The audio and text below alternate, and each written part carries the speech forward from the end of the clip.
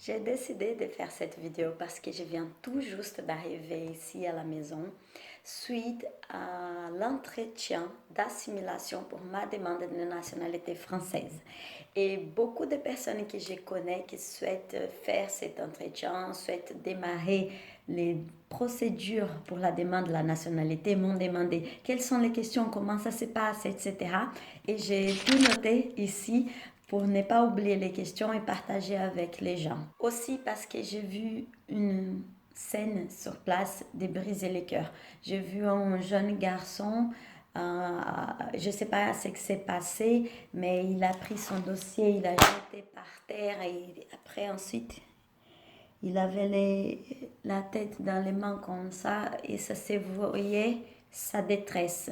Et je me dis que les gens ne se rendent pas compte autant que c'est difficile, tous ces allers-retours à la préfecture, rassembler toutes ces pièces justificatives à montrer, comment parfois on doit prendre une journée de travail pour pouvoir y aller. Et s'il y a quelque chose qui ne se passe pas bien, on doit recommencer. C'est cette vidéo pour vous aider à mieux vous préparer pour cet entretien. C'est déjà ça de gagner. Et je me permets aussi de partager avec vous cela parce que suite à mon entretien, on m'a laissé comprendre qu'il avait un avis favorable. Donc, j'ai tout noté et je vais partager ici avec vous tout mon vécu, mais aussi quelques pistes et conseils pour que ça se passe au mieux aussi pour vous.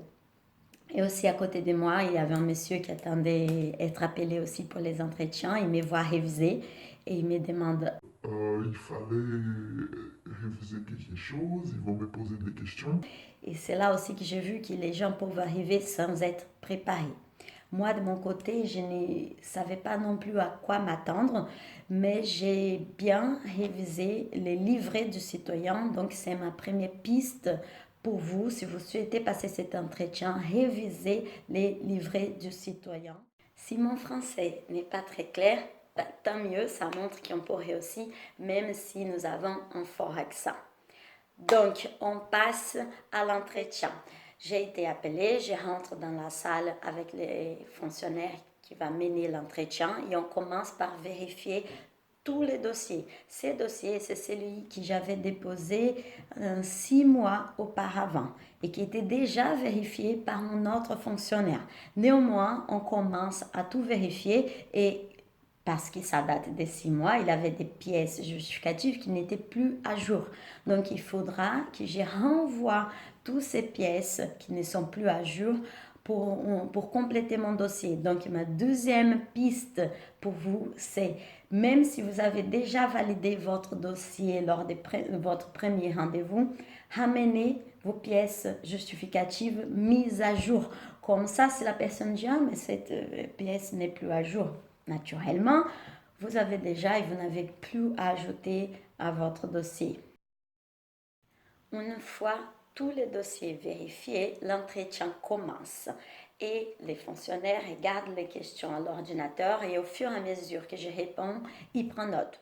La toute première question et celle la plus évidente, c'est pourquoi souhaitez-vous devenir française ou français?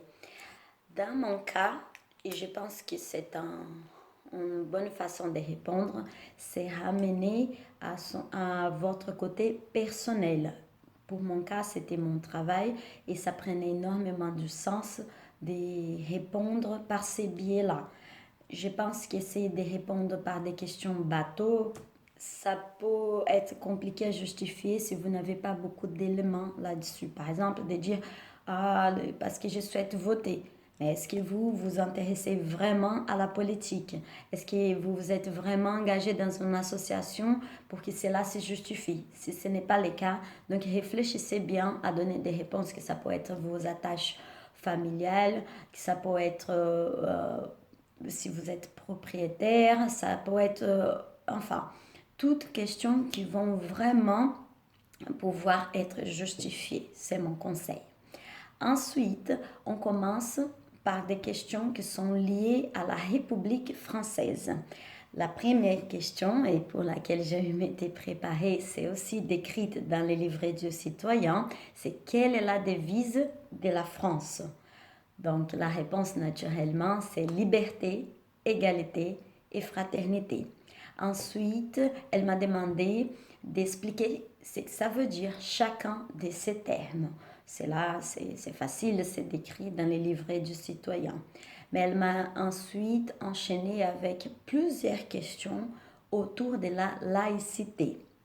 Donc, elle m'a posé la question, qu'est-ce que c'était la laïcité? Quelle était la date à partir de laquelle l'État était séparé de la religion? Donc, ce qui marque la laïcité. 1905. Depuis 1905, la France est un État laïque. J'ai pu répondre correctement à cette question. Une autre question, c'était qu'est-ce que c'est la démocratie? La réponse, elle est aussi présente dans les livrets du citoyen. Mais bon, grosso modo, démo, ça veut dire population. Cratie, les pouvoirs. Donc, les pouvoirs dans les mains du peuple. Donc, nous allons éliger. Bon, le gouvernement sera élu par les peuples pour gouverner pour les peuples. Une autre question, c'était qu'est-ce qu'on fête en France le 14 juillet? C'est la fête nationale. Et ensuite, elle me pose, ok, c'est la fête nationale, mais qu'est-ce qu'elle représente? Je parle de la Révolution française depuis le 14 juillet 1789, où c'est le symbole de la Révolution avec la prise de la Bastille. Concernant les dates, qu'est-ce qui représente les 11 novembre et le 8 mai? Et donc, c'est la fin de la Première et la Deuxième Guerre mondiale. Elle m'a posé la question aussi concernant quels sont les symboles de la République. Là, il y en a un tas. J'ai parlé du drapeau tricolore, bleu, blanc, rouge. J'ai parlé de la Marseillaise, de la Marianne avec son bonnet. Ah, j'ai parlé à l'entretien, là j'ai oublié. Ah oui, les bonnets phrygiens. Ah oui, il y a cette question aussi qu'elle m'a posée. Quels sont les départements outre-mer? J'ai failli ne pas la voir parce qu'il manquait une région, un département plutôt, mais je me suis rappelée. Donc, ce sont 5, Martinique, Guadeloupe, Guyane, Mayotte, et c'est là que j'avais bugué, mais je me suis rappelée, l'île de la Réunion. Autre question, c'était quand était décédée Jeanne d'Arc? Je pense qu'on pourrait répondre par l'époque au Moyen Âge, mais comme j'avais révisé, je savais 1431. Ensuite, comme cette question, il y a d'autres qui sont assez spécifiques, par exemple la date et les contextes qui démarre la 5e République. Donc la 5e République commence en 1958 pendant la guerre d'indépendance d'Algérie et c'est le général Charles de Gaulle qui va être le premier président. En concernant la République, donc c'est un conseil important de savoir quel est le maire de votre commune parce qu'elle m'a posé cette question. Aussi, les nombres d'États de l'Union européenne, 28. Quel est le premier ministre de la France, actuellement Édouard Philippe, le président bien évidemment Emmanuel Macron.